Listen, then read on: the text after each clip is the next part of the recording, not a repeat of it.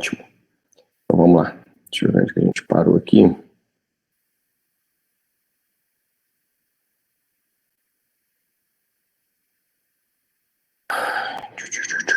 Isso, paramos aqui na coleta, né?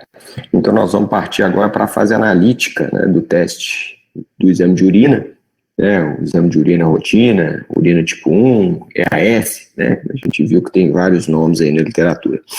Então essa primeira parte, que é essa parte físico-química, é o exame bioquímico parte bioquímica do teste. Se vocês já tiveram a oportunidade de ver, é essa fitinha aqui, ó. Tá vendo? Cada quadradinho desse aqui é uma prova bioquímica. Então você coloca essa fitinha dentro da urina. Ó, desculpa. Pronto, ó, gravando. Então, a gente coloca essa fitinha aqui dentro da urina e compara, de acordo com a cor que desenvolve aqui, na escala de cor, o que tem, né? Ou tenta semi-quantificar o que está presente ali na urina, né? Então, é um método semi-quantitativo, tá? Então, nós vamos ver aqui, ó. Então, essa análise físico-química, ela caracteriza bem a urina. Se vocês estão vendo aqui bem, consegue ver essa imagem? Vocês acham que é esse aqui?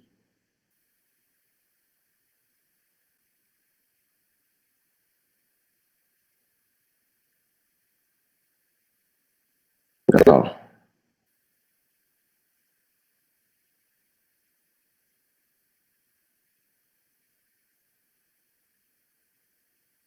Isso é que bancada de um estádio, a Fonte Nova lá na Bahia. O estádio foi demolido, fizeram um novo. Mas esse concreto rompeu, né, os engenheiros acreditam que foi por conta de urina. Você imagina? Um troço desse? Olha aqui, ó, poste. Já viu que os postes são assim, poste velho? Só daqui para baixo, é urina, né? Então a característica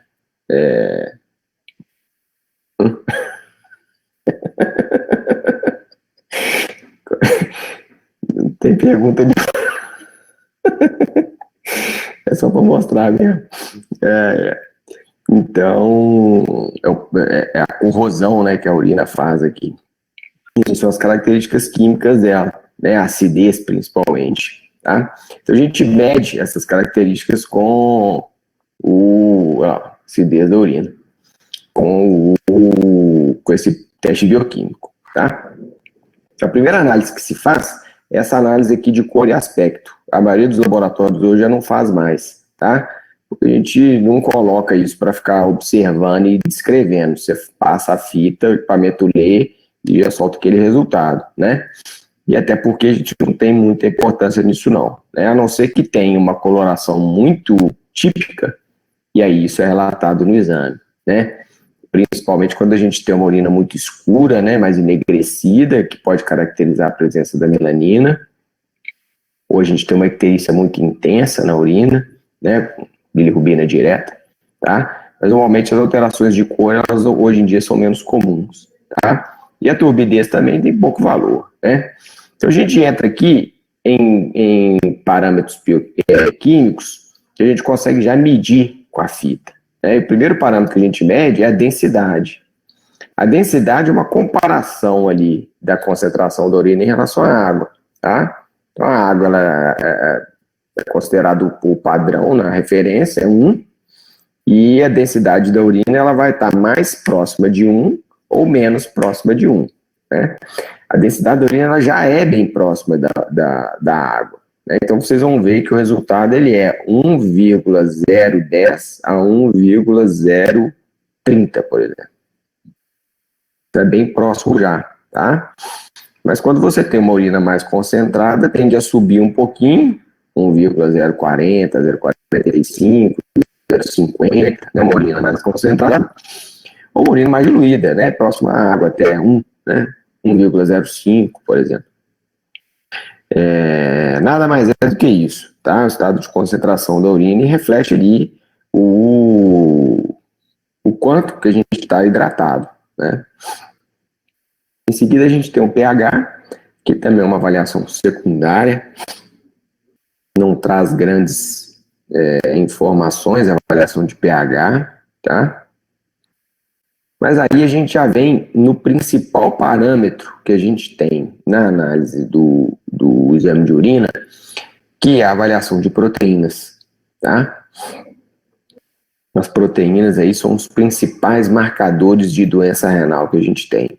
É diferente do que se vê na maioria das investigações laboratoriais, né? Os médicos consideram que as dosagens de ureia e creatinina são os principais marcadores, né?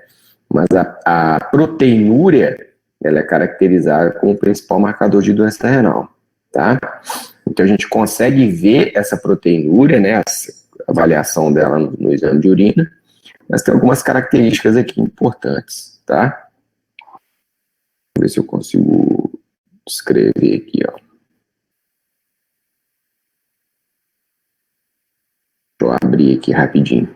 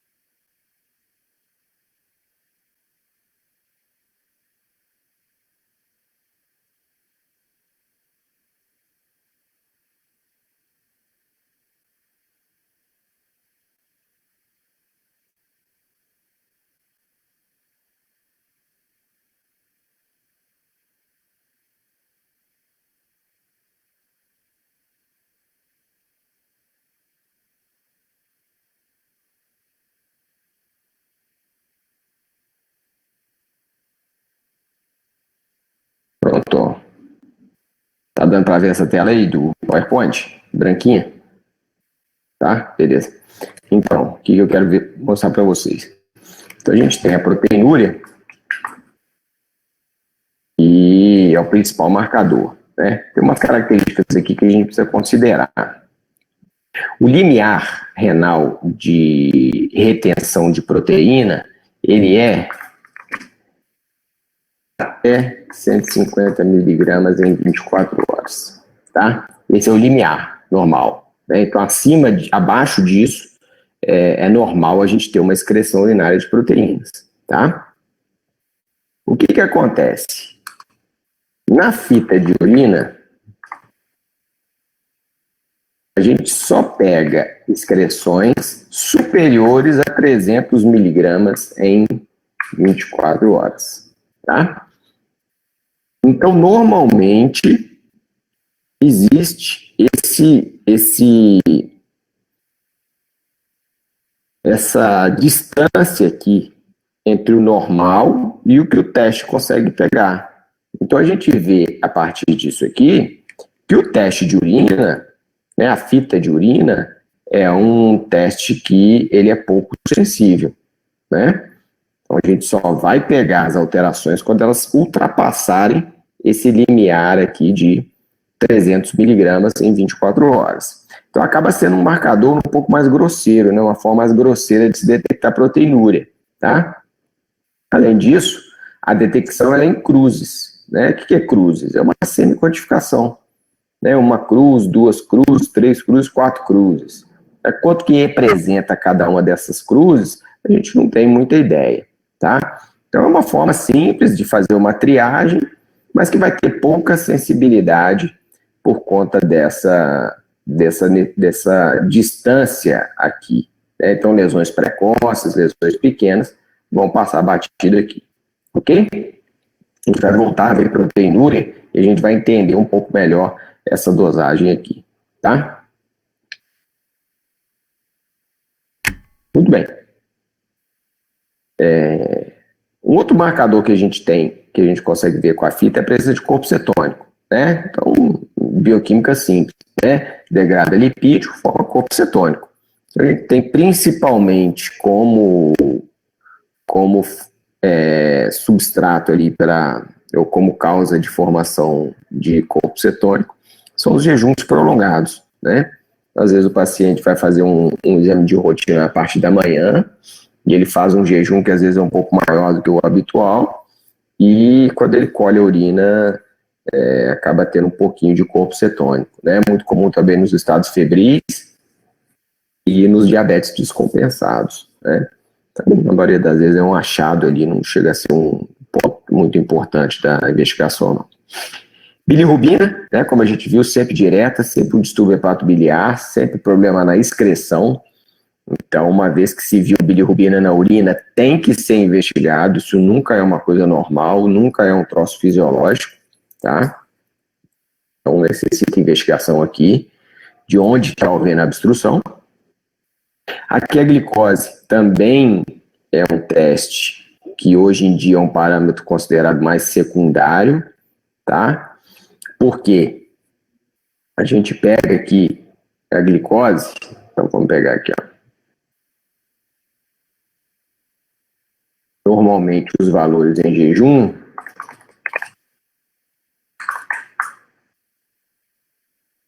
são até 126, tá?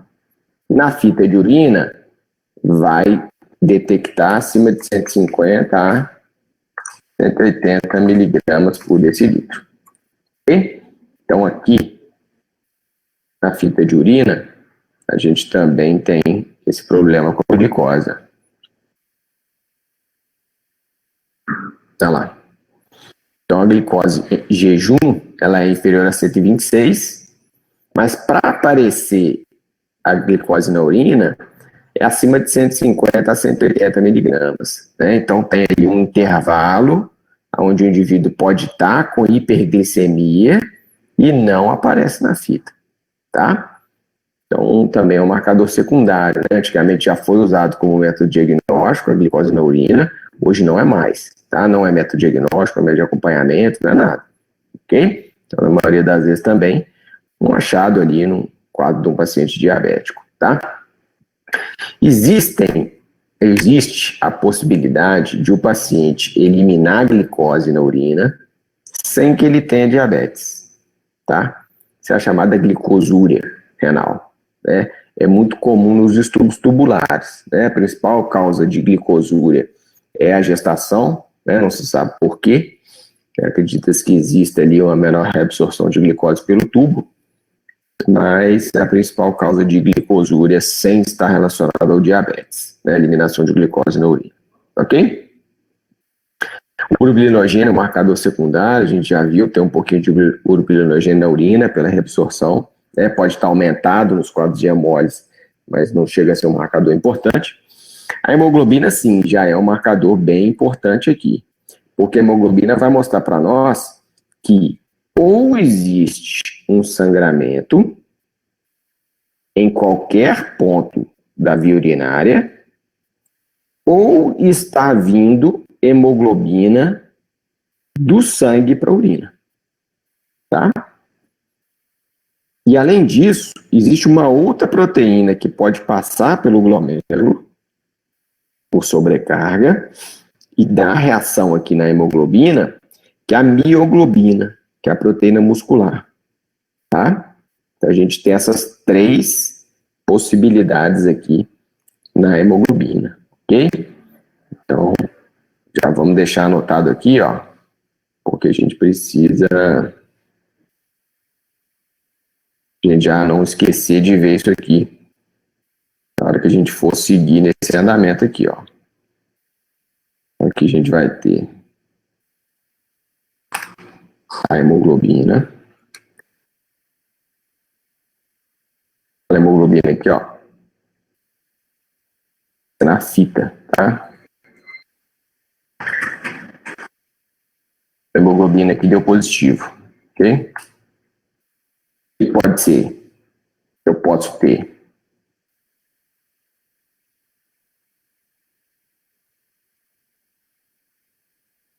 sangramento,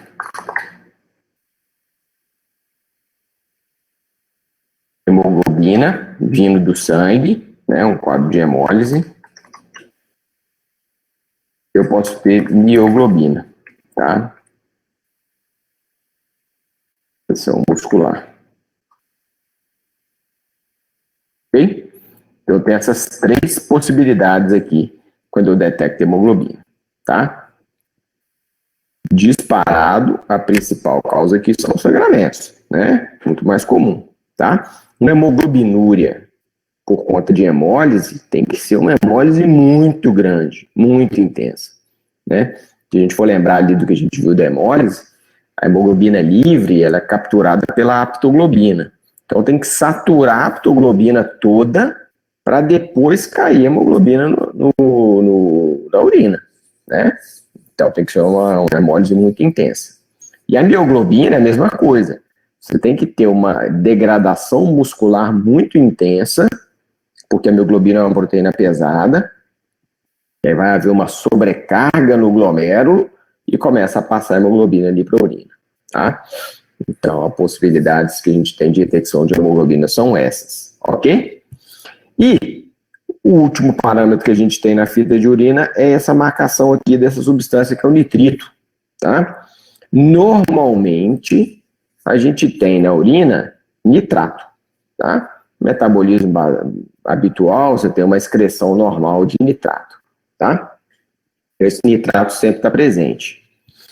Acontece que nos quadros de infecção do trato urinário, dependendo do tipo de bactéria que está presente, pode haver conversão do nitrato em nitrito, tá? E o tipo de bactéria que faz isso são os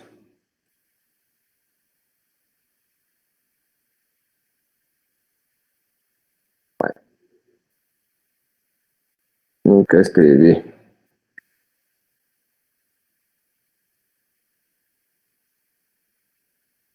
Não está escrevendo hoje não. São os bastonetes gram-negativos, tá? Então, a importância do nitrato, do nitrito, é essa, da gente avaliar a presença de bastonete gram-negativo. Então, o raciocínio é o seguinte: eu vejo a presença do nitrito, tá? O nitrito deu presente. Qual que é o meu raciocínio? Eu tenho muita bactéria, tá? E eu sei que essa bactéria é um bastonete gram-negativo, ok? Então, essa que é a importância dele, é o resultado positivo, é a presença do nitrito. Só o bastonete gram-negativo faz a conversão do nitrato em nitrito, e também só acontece isso quando a gente tem uma quantidade aumentada de bactéria, tá? Se eu não tenho o nitrito detectável, qual que é o meu raciocínio? Eu ainda assim posso estar com excesso de bactéria, mas é, por exemplo, uma bactéria que não vira o nitrato em nitrito, um outro BGN, por exemplo, pode ser um coco, pode ser um fungo, ou então a quantidade de bactéria que está presente ali é uma quantidade muito pequena, tá? E aí não vai aparecer o nitrito, ok? Então a importância do nitrito é o resultado positivo. Se eu tenho nitrito positivo ou presente, isso obrigatoriamente me indica que eu tenho a presença de bastonete gram-negativo naquela amostra, tá? Serve ali às vezes como um direcionador da terapêutica, antes de você ter o resultado de um exame de cultura, por exemplo. Ok? Beleza? Deu?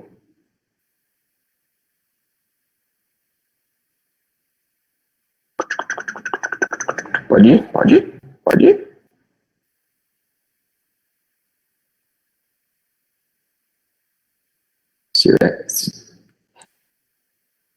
Não, bactéria gram-negativo. O gram-negativo. Tá? É sempre gram-negativo. Se tiver nitrito, é gram-negativo. O nitrato sempre tem. A gente nem detecta, nem faz pesquisa de nitrato. Tá? Então, se tiver conversão do nitrito, aí a gente tem bastonete gram-negativo. Tá?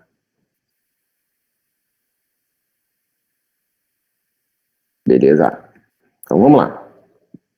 Acabando essa parte inicial, que é a parte da avaliação dos caracteres físico-químicos, a gente parte para a avaliação do sedimento, que é essa aqui no microscópio, né, onde o técnico do laboratório, o bioquímico, até o médico, vai avaliar a presença de algumas substâncias, né? A principal substância que a gente pesquisa aqui é a presença dos cilindros, né? O cilindro é um negócio bem interessante de se buscar no exame de urina, tá? Então aqui a gente tem um corte histológico, vai ficar mais fácil vocês entenderem. Então aqui a gente tem um glomérulo, tá? E esses buracos brancos aqui, ó, é túbulo renal. Tá? Quando existe uma secreção de proteína para dentro do túbulo, essa proteína pode se precipitar e formar o chamado cilindro. Então, o cilindro, ele tem esse nome de cilindro, é porque é uma proteína que precipitou dentro do túbulo e fica com a forma cilíndrica, tá? Na medida que vai tendo eliminação de urina, esse cilindro desce aqui, ó, VAP, e vai parar lá na urina, tá? Então, isso é o cilindro. Então, eu posso ter cilindro de um monte de tipo de coisa. Cilindro chamado hialino, que é o cilindro da proteína da renovação celular programada, normal, que é um cilindro que não tem implicação diagnóstica. Até a gente pode ter o cilindro, por exemplo, cilindro granuloso, ó, que já é degradação proteica, degradação celular, lesão glomerular, né? A gente pode ter o cilindro leucocitário, o cilindro hemático, né? Ou seja, qualquer substância proteica que se precipita no interior do túbulo, ele pode dar origem a um cilindro, tá? A importância do cilindro aqui é que ele sempre me indica que a lesão é alta. Ok? Ele não tem muita sensibilidade. Ou seja, eu posso ter uma lesão alta e não ter cilindro, tá? Então eu tenho lá uma glomerulonefrite, faço o exame de urina, não vi cilindro. Beleza. Mas quando eu vejo cilindro, eu sei que tem uma lesão alta. Ou seja, eu tenho especificidade com o cilindro, tá? A gente tem um monte, ó, cilindro hialino, é o cilindro, né, que é esse aqui, ó, cilindro que a gente encontra normalmente, né, da proteína normal. Aqui a gente já tem cilindro, ó, cilindro granuloso, cilindro de lesão, cilindro proteico, cilindro leucocitário, cilindro sério, que chama esse aqui, ó, cilindro largo, né, doença renal crônica. Então, os cilindros, eles têm uma importância grande, tá? A gente já viu um outro tipo de cilindro, ó, cilindro de hemácia, cilindro hemático, ou seja, sangrou dentro do rim, lá dentro, precipitou junto com a proteína que veio junto, e aí fez um cilindro hemático, né? Eu vejo um sangramento com cilindro hemático, eu já sei que esse sangramento está localizado lá em cima, né? Lá no glomérulo, ok? Essa que é a importância, tá? Então, a gente tem aqui um outro marcador do sangramento, além do cilindro, que ele localiza a lesão para nós, a presença da hemácia, né? Então, a hemácia indica para nós um sangramento na via urinária, tá? E aí, a gente vai voltar aqui para a gente complementar esse quadrinho aqui que eu estava fazendo.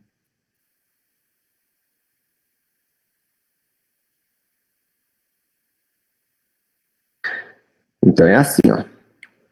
A gente viu hemoglobina na fita de urina, tá? Tem hemoglobina lá, beleza?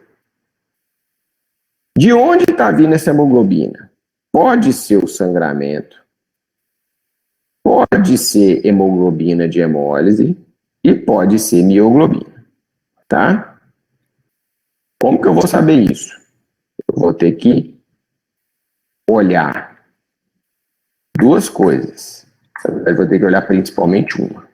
Eu vou olhar no sedimento, primeiro, tá? Por quê? Se eu tenho um sangramento em qualquer ponto da via urinária, obrigatoriamente, no sedimento, eu tenho hemácia. Beleza? Tem que ter. Sangrou, detectou hemoglobina, no sedimento eu olho no microscópio, eu vejo hemácia. Tá? Esses outros dois aqui, eu não tenho hemácia. Hemácia ausente.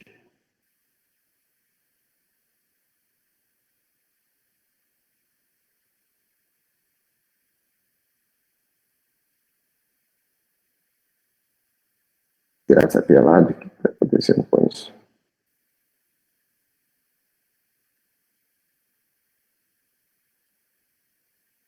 Vendo? Por quê?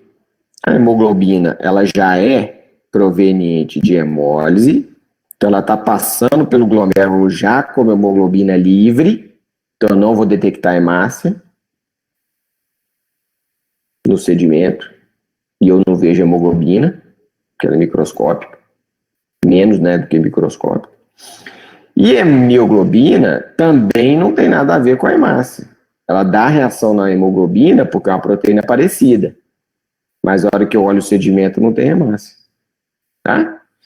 Então é assim que vai acontecer. Eu vou ter essa descaracterização entre o que eu vi na fita, que é a hemoglobina positiva, e o que eu encontrei no sedimento, que é a presença ou ausência de hemácia. Ok? Beleza? Muito bem. Outro marcador que a gente consegue ver no sedimento é a presença de leucócito, né, marcador de infecção e inflamação da via urinária. Né? Toda vez que tem leucócito, tem presença de inflamação ou infecção, a não ser que essa urina esteja contaminada. A secreção uretral e vaginal, ela é rica em leucócito. Então, uma das formas que a gente tem de ter leucócito e não ter significado clínico é quando essa urina foi contaminada por secreção na hora da coleta, tá? Então, a gente precisa ficar atento a isso, ok? Então, nós vamos dizer que o leucócito é uma das substâncias que a gente vê quando a urina está contaminada. Tá? Aqui um cilindro leucocitário, que aqui não tem erro. Ele marca para nós que a lesão ela é alta, né? Uma lesão de origem glomerular. Ok?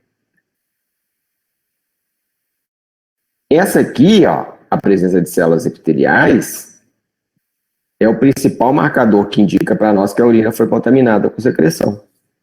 Né? Porque a célula epitelial, ela é a célula de revestimento da uretra. Então, se veio muita célula epitelial, significa que contaminou com secreção na hora de colher. Tá? Então, eu tenho leucócito positivo. O que pode ser? Inflamação, infecção ou contaminação. O que eu vou olhar? Eu vou buscar lá ver se tem célula epitelial.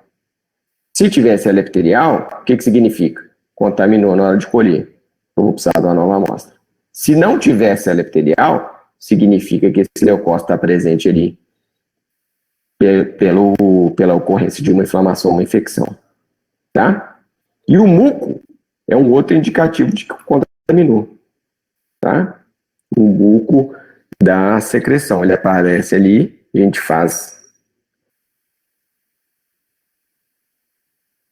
a avaliação do sedimento e a gente consegue ver o muco também. Tá? Então, na contaminação por secreção, o que a gente encontra? Célula epitelial, muco, algumas vezes leucócito e algumas vezes hemácia. Tá? E a flora bacteriana aumentada. Que ela vai estar aumentada por conta de infecção bacteriana ou por contaminação. Daí reside a importância da gente avaliar isso aqui com cuidado. Leucócito e bactéria sem célula epitelial, infecção urinária. Leucócito e bactéria com célula epitelial, contaminação. Ok? É a forma que a gente tem de diferenciar um quadro do outro, tá? Os cristais, eles podem estar presentes, né? Cristais provenientes do metabolismo, né? Principalmente os cristais de ácido úrico, que são mais comuns, cristais de colesterol são menos comuns, tá? Uma fonte comum de cristal são os medicamentos. A gente vê alguns cristais de medicamentos ocasionalmente, né? Sem que isso tenha significado clínico. Esses outros cristais aqui, que são os mais comuns de serem vistos, não tem importância clínica, né? Oxalato de cálcio, fosfato tríplice, parece uma tampinha aqui de coisa. E os fosfatos, fosfato amorfo e urato amorfo, né? Esses são os mais comuns, não tem significado clínico nenhum. Beleza?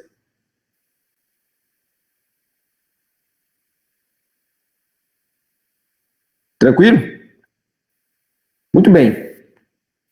Esses são os parâmetros que a gente consegue ver no exame de urina rotina, tá? Então a gente vê os parâmetros físico-químicos e a gente vê os parâmetros do sedimento, tá? Fora do exame de urina rotina, existem outros exames que a gente consegue fazer para avaliar a doença renal, tá? São exames que a gente pode fazer na urina e são exames que a gente pode fazer no sangue, ok? Então, um exame que a gente pode fazer na urina é esse aqui, ó, pesquisa de hemácia dismórfica, tá? Esse exame serve para diferenciar uma hematura alta de uma hematura baixa, tá? Uma hematura glomerular de uma hematura não glomerular. Não glomerular é em qualquer ponto ali da via urinária, tá?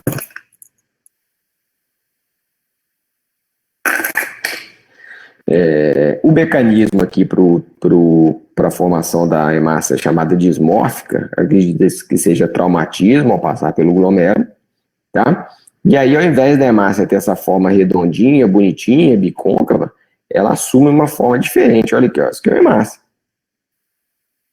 Tem uma protuberância central aqui, tem esses arredondados aqui do lado, é chamada hemácia dismórfica. Olha aqui essa outra, ó. Parece uma rosquinha, né? Com uma protuberância lateral aqui, ó. Tá? Essa é hemácia dismórfica. Então, sempre que tem hemácia dismórfica, o que significa? Que esse sangramento, ele é de origem glomerular, tá?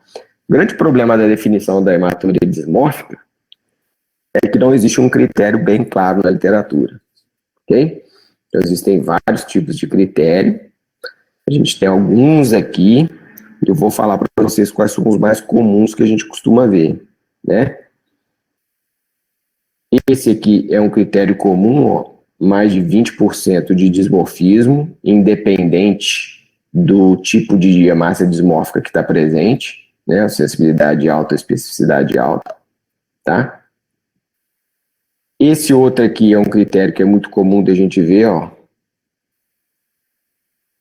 Mais de 5% de célula G1. Célula G1 é aquela que tem uma forma de rosquinha, que eu mostrei ali para vocês. Ela é gordinha, tá? E um outro critério que é muito comum é esse aqui, ó, mais de 5% de acantócito, tá? Esses são os critérios mais comuns, ok? Tem outros aqui, ó, vocês podem ver que tem outros aqui, mas esses são os mais comuns, tá? São critérios que têm mais especificidade, ok? Então, uma forma que a gente tem de avaliar se o sangramento ele é alto ou se ele é baixo, tá? Associado ao cilindro, que a gente já viu, né, que é o marcador de sangramento alto. Esse exame aqui, ele não vem no exame de urina, não, tá? Tem que pedir. Quero que faça a pesquisa de hemácia dismórfica, ok? Então, eu tenho um paciente com sangramento, eu não sei a causa, na investigação desse sangramento, se faz a pesquisa de hemácia dismórfica, ok? Muito bem. Partindo aqui para testes sanguíneos, a gente tem dois exames que são muito solicitados, mas que tem uma interpretação muitas vezes equivocada pelos médicos, tá? O primeiro desses testes é a ureia. A ureia, ela é um produto de excreção, no metabolismo proteico, tá? E o raciocínio para usar a ureia como marcador de função renal seria o quê? Eu produzia a ureia pelo metabolismo proteico. Na verdade, eu metabolizei a proteína, produzi amônia convertida em ureia, e essa ureia solúvel em água vai ser eliminada pelo rim, tá? Se o rim não está funcionando bem, essa ureia vai ter dificuldade de excreção e vai subir no sangue periférico, e vai acumular, tá? Então, a ureia como marcador de perda de função o princípio é o acúmulo secundário à dificuldade de excreção que o rim pode estar tendo, ok? O problema da ureia é que, uma vez formada, um monte de ureia é reabsorvido, volta para a circulação. E esse percentual é variável, não sei quanto está voltando. Além disso, tem uma influência importante da alimentação, atividade física, e por aí vai, tá?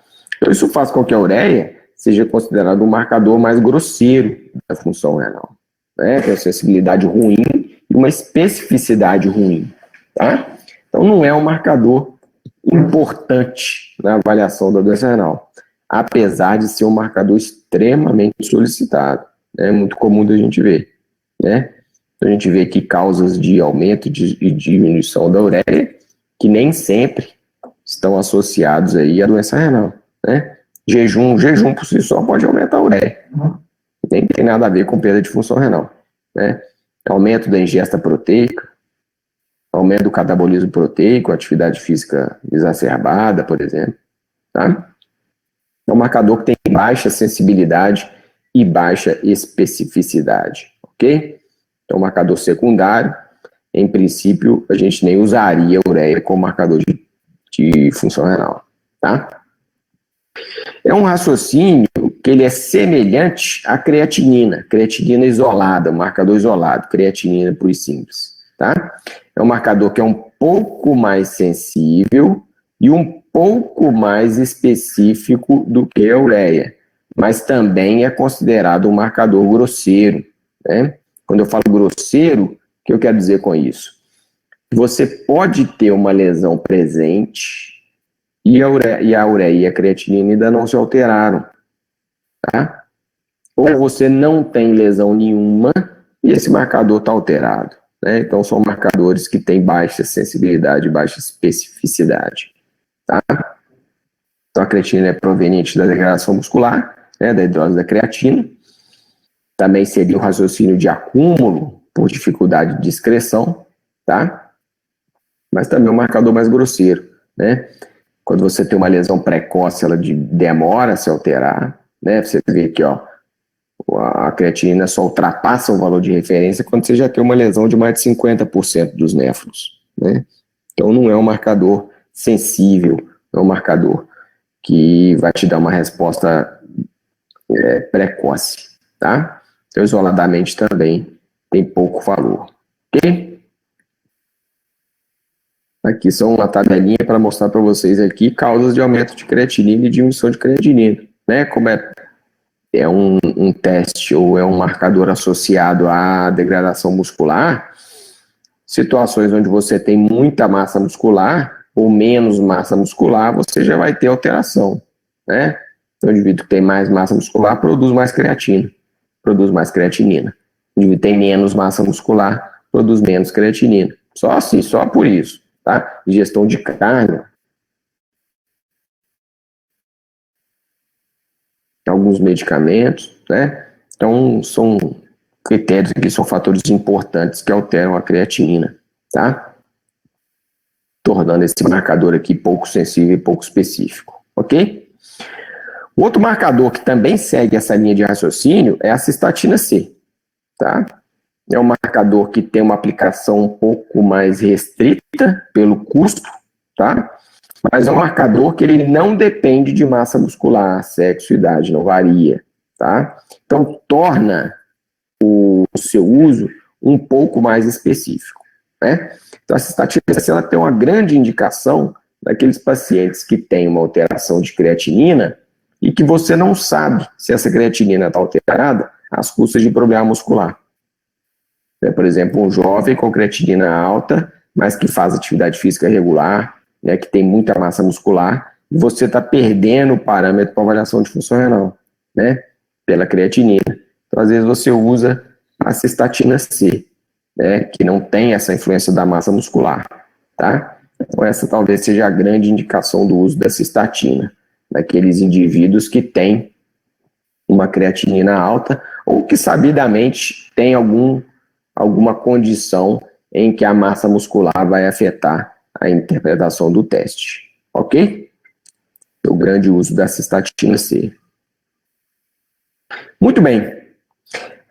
Esses testes, como eu falei com vocês, que são testes que medem a capacidade de excreção, eles têm, assim, essa sensibilidade, essa especificidade ruim, né? A melhor forma que a gente teria para avaliar a capacidade de excreção de uma substância seria através do clearance. Vocês já devem ter visto lá na fisiologia, né?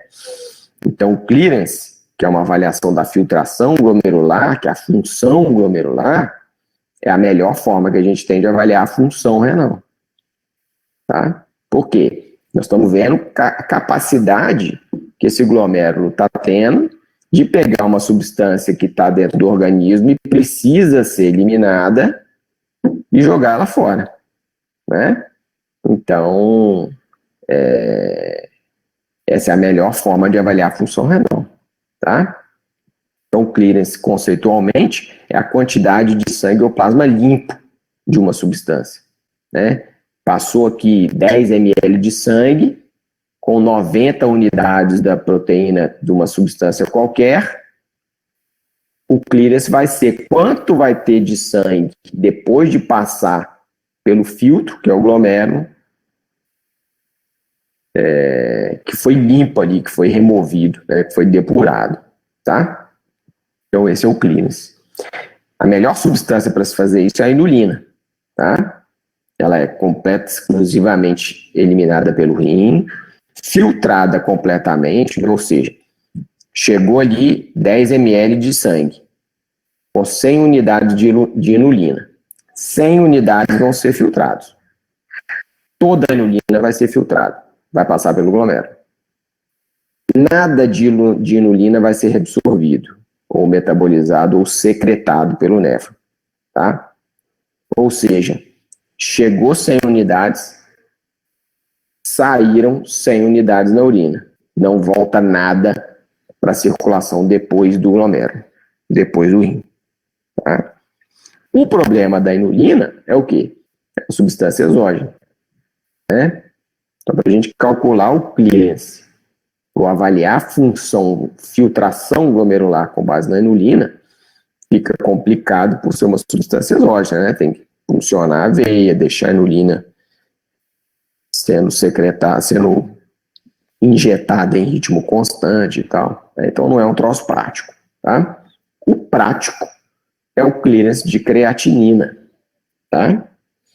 Com todas as limitações que a creatinina tem, ok? Então, é a que mais se aproxima da inulina, é a creatinina, mas tem algumas limitações importantes, tá? E a principal é o quê? A creatinina, ela é secretada pelos túbulos. Então, deixa eu ver se eu consigo desenhar aqui, para ver se vocês vão conseguir entender, tá? Vamos ver aqui, ó. Apagar esse trem. Então, vamos lá. Mais ou menos isso aqui, ó. Então, a gente tem aqui, ó.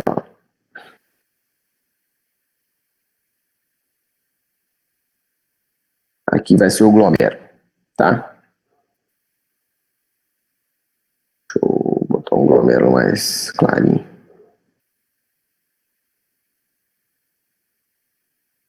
Beleza, aqui é o glomérulo. Aqui vai ser o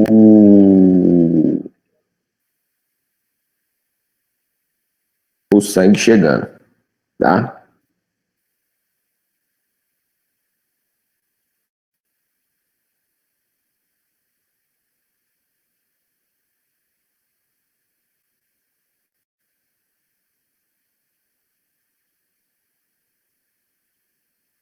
Beleza, tá? Então aqui é o glomero em azul, ok? Aqui o sangue chegando, aqui o sangue saindo.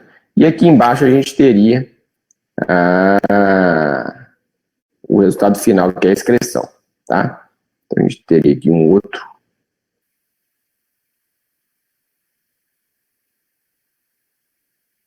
Então, que está sendo excretado. E no final aqui, a gente vai ter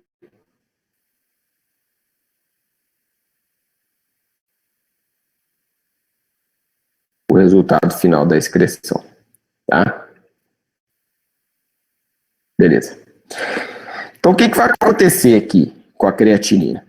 Nós temos a creatinina que vai chegar, tá?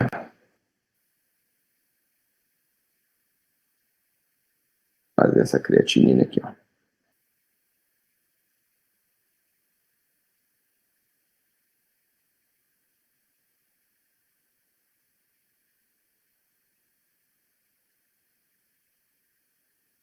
Chegou aqui, ó. Uf.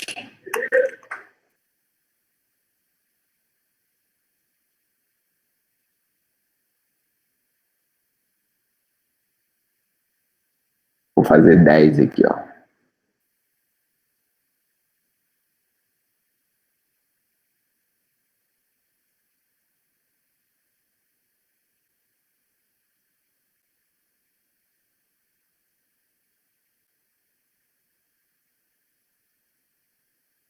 Olha só.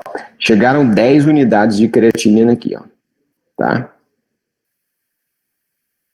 Vamos lá. 10 unidades. Beleza? Então vai ser filtrado.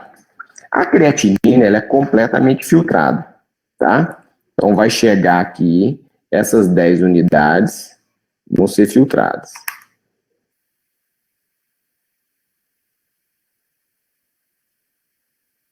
Beleza?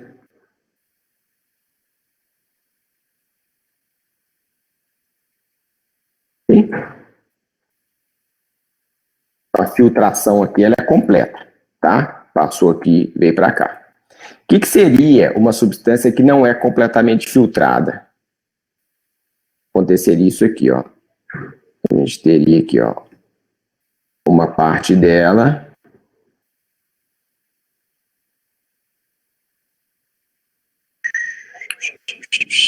Não. Vou ver se eu consigo achar uma aqui que vai dar.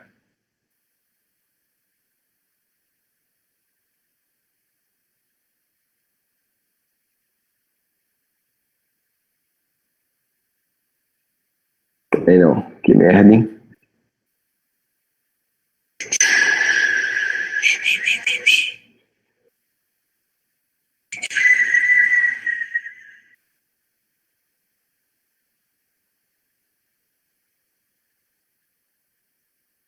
Não, não é essa não. Bom, vamos fazer uma reta mesmo. Então essa substância passaria assim, ó, direto para cá, tá? Então eu teria aqui uma substância que fez isso aqui, ó, VAP, passou para cá. Então ela passaria aqui por fora e viria para cá, tá? Ela teria feito isso aqui. Isso aqui seria uma substância que não é completamente filtrada, tá? Então, se ela não é completamente filtrada, o que acontece? Eu não vou conseguir avaliar se ela está presente aqui porque ela não foi filtrada, porque o rim não está dando conta de filtrar, ou porque ela fez esse trajeto aqui, ó, VAC, que não pode. Beleza? Então a creatina já não tem isso, ó, pronto. Então isso aqui não acontece, tá? Já resolveu um problema nosso. Dessa creatinina que é completamente filtrada, o que vai acontecer? Ela é excretada, quase que 100%.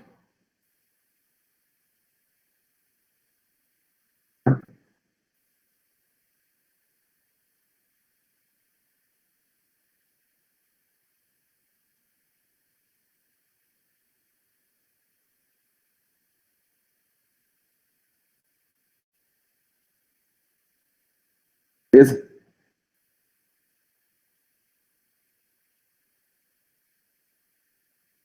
Tá. Então, aqui, ó. Beleza. Então, aqui eu tenho 10 aqui, 10 aqui, 10 aqui, ó. Tá? Ok? Então, ó, chegou 10, filtrou 10, excretou 10. Tá? Não tem na creatinina isso aqui, ó, que é reabsorção. Tá? Seria o quê? Ao invés de eu ter 10 aqui embaixo, ó, eu teria 8, por exemplo, e 2 para cá. Pronto, aí já avacalhou o meu esquema. Porque essas duas que estão presentes aqui, eu não sei se é porque não foram filtradas ou porque foi reabsorvida. Então já atrapalhou. Então a creatinina também não tem isso. Então ela está quase perfeita. Aonde que ela falha? Acontece isso aqui, ó. Daqui, ó, pode fazer isso. Então vem.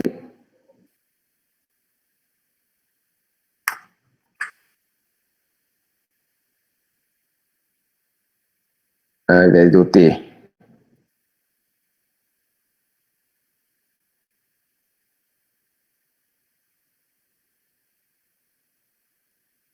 eu tenho secreção tubular de creatinina. Então, no final, o que vai acontecer? Ao invés de ter essas 10 unidades aqui, vai chegar no final 12.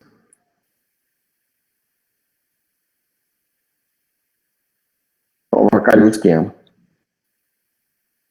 Tá? Mas como não tem outra, a gente acaba tendo que usar a creatinina. Então, a creatinina, naturalmente, ela superestima a filtração glomerular. Tá? Eu vou ter mais proteína aqui, porque está secretando aqui para o túbulo. Ok? Esse é um defeito grande aqui da creatinina, né? Mas como não tem outra, acaba tendo que usar essa aqui, ó. Tá? Então a creatinina ela é secretada pelos túbulos, né? Então ela superestima a filtração glomerular, especialmente nas fases iniciais da lesão glomerular, tá? O outro problema da creatinina é que existe uma variabilidade entre intraindividual muito grande, tá? Do clearance. O que eu quero dizer? Eu faço meu clearance hoje, deu 60. Eu repito ele amanhã, ele pula para 80, por exemplo. Tá?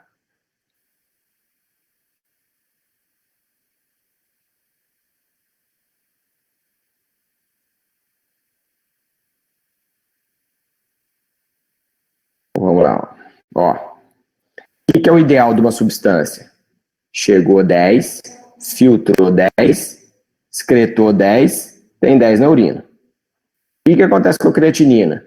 Chegou 10, filtrou 10, excretou 12. Por quê? Além das 10 filtradas, vem mais uma quantidade aqui, que a gente não consegue saber quanto que é secretada pelo túbulo. Então o túbulo aqui, ele pegou de algum lugar aqui, ó, e jogou mais umas aqui para dentro. Então eu tenho uma desproporção do que foi filtrado inicialmente e o que foi excretado no final. E essa desproporção para mais.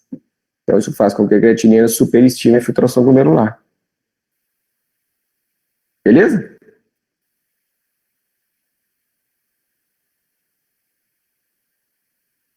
Beleza. Show. Então vamos lá. Então, um outro problema aqui da creatinina é essa variação grande, ó, do clearance. Então eu faço meu clearance hoje, deu 50, amanhã eu faço fazer, ele deu 70, eu repito no outro dia, dá 80, aí eu repito de novo, ele cai para 40, ou seja, a variação é muito grande, né? Então isso faz com que a gente tenha dificuldade de interpretar os resultados, tá? Outro problema é a creatinina, que a gente viu que tem uma interferência muito grande com fatores exógenos, né? atividade física, medicamento, ingesta de carne, tá?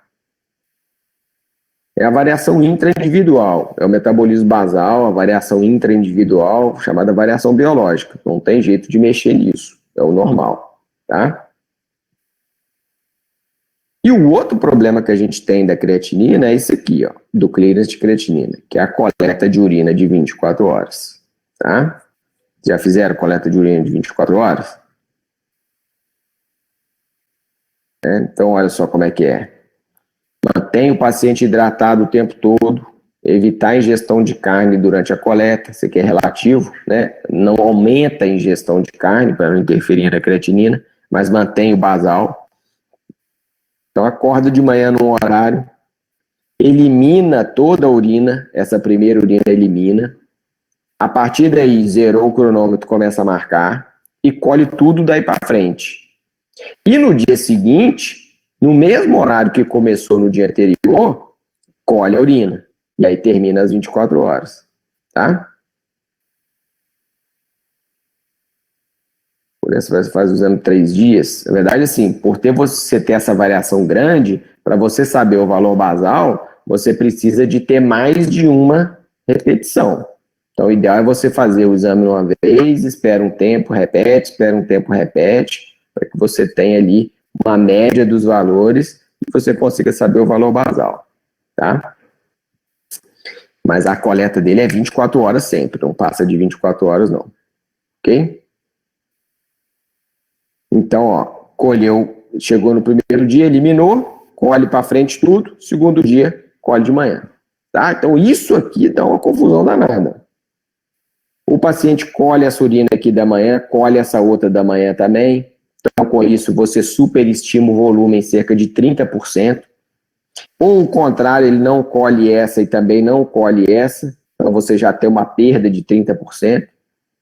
Às vezes, o paciente, à noite, urina muito e esquece de colher. Então, você perde volume durante a noite. Às vezes, o paciente enche o frasco e acha que está bom e não colhe mais. Às vezes ele não encheu o frasco, ele completa com água. Então, é uma coleta mais complicada que existe no laboratório. É a coleta de urina de 24 horas, tá? Então, por isso que o clearance vem sendo deixado de lado, tá? Porque tem esse problema aqui da coleta de urina de 24 horas, né? Tem que colher sangue no mesmo dia para poder fazer a dosagem da creatinina e tem que avaliar peso e altura do paciente, né? Idade, peso e altura, para poder calcular lá, tá? E aí você vai e pede o paciente para pesar aqui no laboratório, ele não quer. Ele quer falar que ele pesa 50, ele pesa 100, ele pesa 50, né? Você pega a altura dele, vamos medir a altura? Não, eu meço 1,80 m, aí você olha para ele, deve ter 1,10 m. E aí isso vai ter um impacto no resultado final, né? Estão rindo? É comum pra caramba isso, tá? Não, pode botar aí, 1,80 m, né? Tamanho do meu menino. Ó, agarrou aqui. Pronto, ó. Então, olha a fórmula aqui, ó, do clearance de creatinina, né? É importante vocês memorizarem essa fórmula, né? Uma fórmula simples, né? Que vocês conseguem memorizar facilmente. Creatinina na urina, vezes o volume, vezes 1,73, que é uma prova de superfície corporal padrão. Creatinina no sangue, no plasma, e multiplicado aqui pela superfície corporal, que é proporcional ao peso e altura. Tá? Para que você consegue chegar no clearance, né, na filtração glomerular. Tá? Ok? Para burlar essas limitações do clearance, existe na literatura já há muitos anos algumas equações matemáticas que calculam a filtração glomerular para você, sem você precisar fazer o clearance de creatinina, tá? Então essas equações, elas são várias, são variadas, né? Botei um link aqui que tem um monte de equação lá, tá? Tem equação para mais idoso, equação para criança, equação de um monte de tipo diferente, né? Então elas tentam limitar, ó, contornar as limitações da creatinina, mas principalmente o grande valor das equações é você não depender da urina de 24 horas. Tá? Essa é a grande vantagem da equação. As equações hoje, elas têm uma importância tão grande, ou seja, você usa a creatinina isoladamente, ela tem pouco valor. Mas você avaliando o ritmo de filtração, principalmente quando você tem dosagens seriadas, né, que é o que define a doença renal crônica, é a diminuição do ritmo de filtração glomerular por mais de 3 meses, a maioria dos laboratórios hoje já solta o ritmo de filtração calculado, independente do médico pedir. Então já vem junto com a creatinina, tá? Para você já ter essa informação de quanto está a filtração glomerular e às vezes já sinalizar para o médico que o paciente já está tendo perda de filtração glomerular, né? O ritmo vem caindo ali ao longo do tempo, ok? Nenhuma dessas formas foi validada para a população brasileira, mas hoje já é de uso corrente, né? A gente tinha uma fórmula antiga, que é essa fórmula do Crocroft aqui, ó, era muito usada para ajustar medicação no hospital, né, principalmente aquelas medicações que têm eliminação renal. Você está prescrevendo um medicamento ali. E hoje a gente usa muito essa aqui, ó, do MDRD simplificada, e uma outra que é do CKD-EPI, né? Então aqui é uma fórmula simples, né, para vocês memorizarem, né, de cálculo bem tranquilo também, né? Você pega aqui 186, multiplica pela creatinina elevada a menos 1,154 e multiplica isso pela idade, né, elevada a menos 0,203. Né? Se for um paciente do sexo feminino, você multiplica por essa constante aqui, que é 0,742. Tá?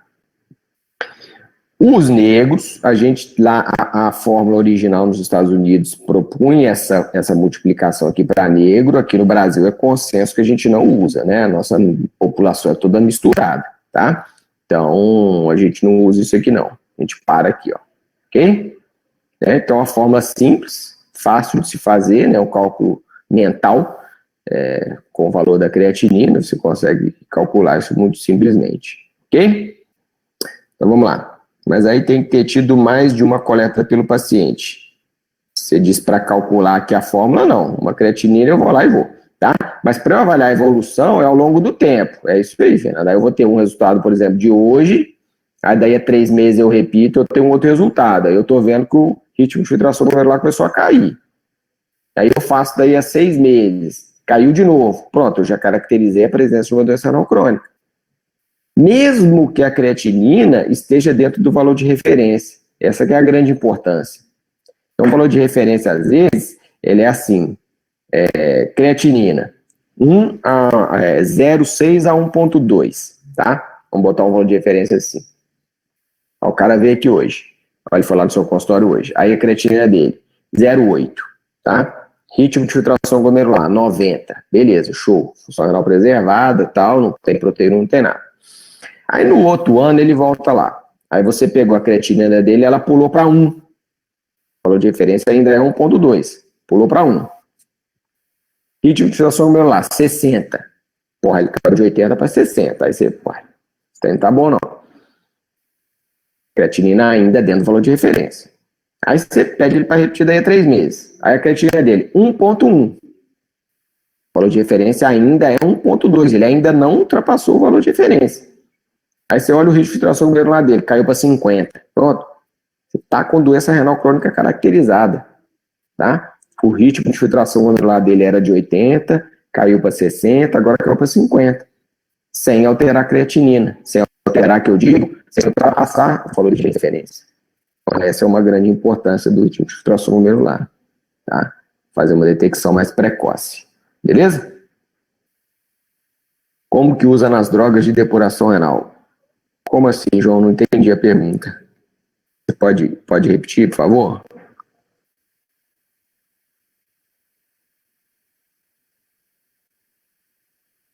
O que é essa questão aqui?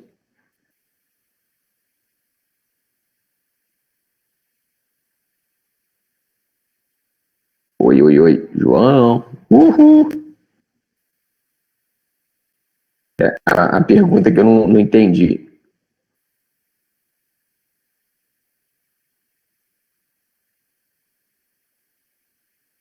Ah, tá. A gente usa esse aqui, por exemplo, ó, vamos botar que eu estou usando um medicamento e ele tem eliminação renal, beleza? Aí eu estou com um paciente que está com creatinina de 5. Ou seja, se eu der uma dose padrão para ele, pelo fato desse medicamento demorar a ser depurado, porque a eliminação é renal, eu posso ter uma superdosagem do medicamento. Então eu vou fazer uma correção da dose de acordo com a filtração glomerular dele, tá? Então é para isso que a gente usava muito isso em hospital, né? Na hora de prescrever medicamentos que têm eliminação renal. Beleza? Então a fórmula aqui do MDRD, né? A fórmula para vocês, nada, por nada, memorizarem aí, porque é uma fórmula bem simples e ajuda bastante. Ok? Aqui, ó. Então, filtração glomerular normal, acima de 90. A filtração entre 60 e 90 é considerada uma diminuição leve do ritmo, não leva a uma investigação. Abaixo de 60, você já começa a procurar distúrbios ali da filtração glomerular. Tá? Muito bem. Chegamos aqui ao final com a proteinúria, que é o principal marcador de lesão glomerular. Tá? De lesão renal, desculpa, de doença renal. Tá? Essa proteinúria que eu estou dizendo aqui não é mais aquela proteinúria da fita, tá? Aqui já pega a proteinúria de 10, 20, 30, 40, 50 miligramas. Já pega tudo, tá? Então aqui é uma proteinúria quantitativa em urina de 24 horas, ok? Então não tem aquele intervalo entre a presença da proteinúria e a detecção pelo teste. Aqui não tem mais, né? E essa proteinúria ela é importante porque eu consigo detectar os 4 tipos de proteinúria principais, né? A proteinúria glomerular, ela é proveniente de uma lesão no glomérulo, seja por inflamação glomerular ou por uma alteração da membrana basal, ok? Então essa proteinúria glomerular, eu vou ter uma proteína, caracteristicamente eu tenho, deixa eu ver se vai dar para escrever aqui, ó. Qual proteína que predomina aqui? Albumina. Certo? Limiar de retenção próximo ao limiar da membrana basal glomerular. À medida que eu tenho lesão do glomérulo, eu tenho uma excreção de albumina importante. Tá? Inflamação, infecção, uma destruição da membrana basal, tá? Motivos vários ali, independente da natureza. Lesou o glomérulo, VAP, excreta albumina. Porque o limiar de retenção do glomérulo, da membrana basal, pelo peso molecular, é próximo a 50 kilodaltons. A albumina tem 56. Então, qualquer lesão no glomérulo, VAP, rapidamente sai albumina. Tá? O segundo tipo então aqui é glomerulonefrite, glomerulopatias, infecções glomerulares, qualquer coisa. Tá? O segundo tipo de lesão que a gente pode ter, ou de proteinúria que a gente pode ter, é a proteinúria do tipo tubular, tá? Aonde o problema está no túbulo. Então, normalmente, o que acontece aqui é que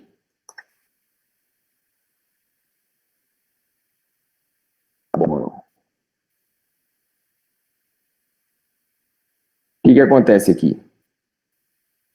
A proteína, nesse contexto, ela é filtrada pelo glomérulo, então é uma proteína que é filtrada normalmente pelo glomérulo, mas quando ela chega no túbulo, ela é reabsorvida. O organismo não excreta a proteína na urina, a não ser a proteína normal, proteína de renovação celular, a gente chama essa proteína de TAN-fósforo.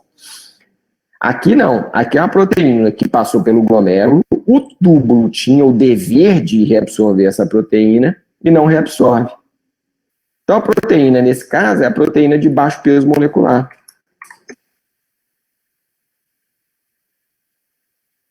porque é a proteína que foi filtrada livremente pelo glomérulo, já é, tá? Já é. E o túbulo que tinha que puxar ela de volta não está puxando.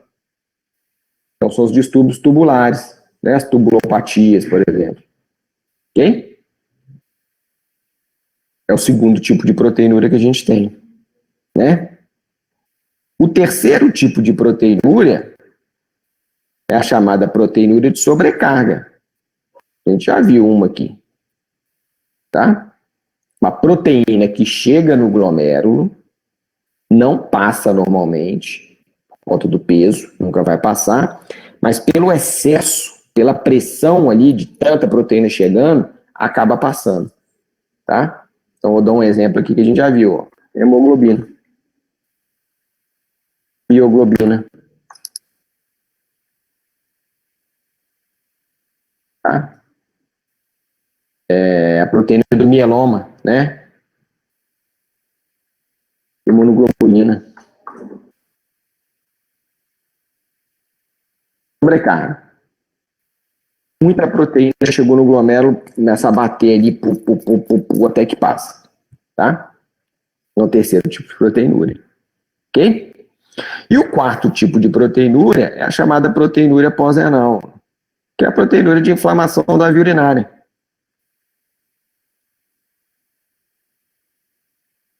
Né? Inflamação normal da via urinária. Então você vai ter extravasamento pelo poro do vaso, a proteína que tem um peso mais baixo ali, mais próximo e em mais abundância é a albumina. Então a gente tem a albumina aqui de novo, ok? Muito bem. Nesse exame de proteinúria, eu detecto a proteinúria, eu quantifico, mas eu não sei se é albumina, se é proteína de baixo peso, se é hemoglobina, se é albumina. Eu vou detectar que tem proteína aqui, tá? Para eu saber qual que é, eu tenho que fazer a dosagem específica, tá?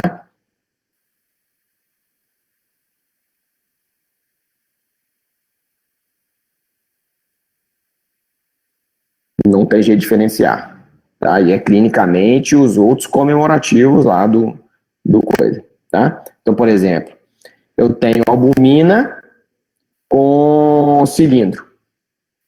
Aí eu já sei que é glomerular. Eu tenho albumina com, vamos botar ali, uma hematúria dismórfica junto. Aí eu sei que é glomerular. Beleza? Não tem jeito de saber. Fibrina não é uma proteína que tem em abundância e que chega no glomérulo, não. Tá? A gente não tem fibrina, não. Fibrina, ela degrada fibrinogênio, vira fibrina, forma com água. Acabou. Não vai chegar ali, não. Beleza? A gente tem o limiar aqui, que é 150 por dia. E a gente pode fazer, então, essa proteinúria em urina de 24 horas, ou a gente faz em amostra isolada, amostra única. Tá? Não é de urina de 24 horas. Colhe um potinho de urina agora e faça a proteinúria. Tá? Para eu minimizar o efeito dilucional, eu doso a proteína e doso a creatinina junto.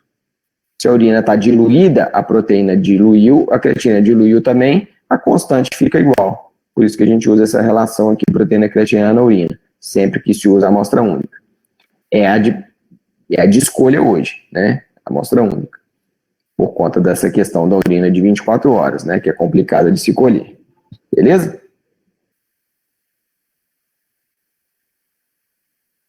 Opa. O que nós temos aqui? Para finalizar, a microalbuminúria, né? Que é uma medida de proteinúria, mas é uma medida onde você pega pequenas excreções de albumina, pequenos aumentos na excreção de albumina, tá? Então, esse aumento aqui de excreção de albumina, ele tá aqui, ó, ele é abaixo disso aqui, ó. Então, você não pega essa excreção de albumina porque ele ainda está aqui dentro, ó. Então, a proteinúria de 80, por exemplo, miligrama em 24 horas, que é normal, mas se você for avaliar a albuminúria, ela pode estar aumentada, ok? É uma medida bem precoce de lesão glomerular, tá? Então é indicado para aqueles pacientes que têm doenças que levam à disfunção glomerular, diabetes, hipertensão principalmente, né? Porque é uma medida precoce, um rastreamento precoce de lesão glomerular, tá? Lembrar que a gente precisa eliminar a possibilidade de interferentes na dosagem, porque é uma dosagem muito sensível, né? Proteinúria pós-renal. Então, se eu fazer uma microalbuminúria, eu preciso descartar que esse paciente tem uma infecção urinária, por exemplo, né? Alguns medicamentos podem interferir na excreção de proteína, mas principalmente, ó, proteinúria funcional. Atividade física, a proteinúria funcional. Logo após a atividade física é normal ter proteinúria. Tá? Tem gente que tem proteinúria para ficar muito tempo em pé. É a proteinúria funcional. Tá? Após estados febris, estados infecciosos, outra proteinúria funcional. A gente tem que descartar isso. Tá? Então, como existem esses interferentes, olha como é que é o esquema. Eu tenho um paciente que precisa fazer dosagem de microalbumina. Quem que é esse paciente? Normalmente é o diabético hipertenso. São os principais pacientes elegíveis a fazer microalbuminúria. Tá? Você tem outros, né? Você tem o cara que está tomando anti-inflamatório durante muito tempo, você tem o cara que tem nefropatia por IgA, estou falando do geralzão, tá? Então, o diabético, beleza. Todo ano esse cara vai vir no laboratório fazer dosagem de microalbuminúria. Ok? Então, ele pede lá uma vez por ano e aí ele colhe a urina. Deu negativo? Show. Todo ano ele faz. Repete anualmente, tá? Quando ele tem um resultado positivo, aí a gente precisa interpretar esse resultado. A primeira coisa é o quê? Ele tem alguma condição que invalida a dosagem? Diabo é isso. Proteinúria funcional, proteinúria pós-renal, medicamento. Eu vou na história clínica e vejo isso. Se ele tem, essa dosagem eu descarto. Tá? Vou começar do zero. Beleza? Então, eu começo do zero. Se ele tem, e vem. Deu positivo, aí o que eu vejo? Se eu já não tenho mais esses interferentes aqui, ó, VAP, eu vou esperar um tempo e vou fazer mais 2 dosagens em 3 a 6 meses. E quando eu obtiver 2 testes positivos em 3, aí sim eu fecho o diagnóstico de microalbuminúria, tá? Pelo fato desse teste ter uma variabilidade muito grande, o coeficiente de variação é muito alto. Então, para eu não tratar à toa, eu faço uma vez, deu positivo e não tem interferente algum, eu vou repetir mais 2 vezes, e aí se eu tiver 2 resultados alterados em 3, aí sim eu tenho, pelo menos 2, né? Eu tenho a microalbuminúria detectada e começo a tratar. Beleza? Então, esse é o esquema da utilização da microalbuminúria, tá? É um teste que é barato, tem no SUS, tem para todo lado, e a gente não vê diabético fazendo. E é um teste top, né? Você consegue detectar precocemente a alteração glomerular. Ok? Belezão? Finalizamos aqui. Parei a gravação. Aula longa hoje, quase 90 minutos, tá? Mas conseguimos fechar aqui esse conteúdo dos testes. Beleza? Vou abrir o Socrative aqui, um exercício a respeito desses testes, tá? Que é o testes diagnósticos da doença renal.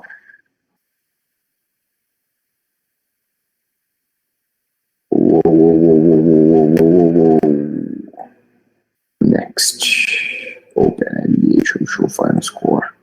Está aberto o nosso Socrative, tá? Med Lab Fame. Vou deixar até de tarde, tá? Oi, filho. Tenho aula até às 12.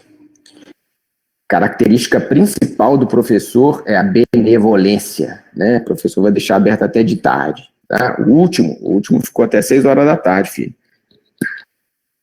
Então vai ficar aberto até o final da tarde, tá? Pode fazer com calma, beleza?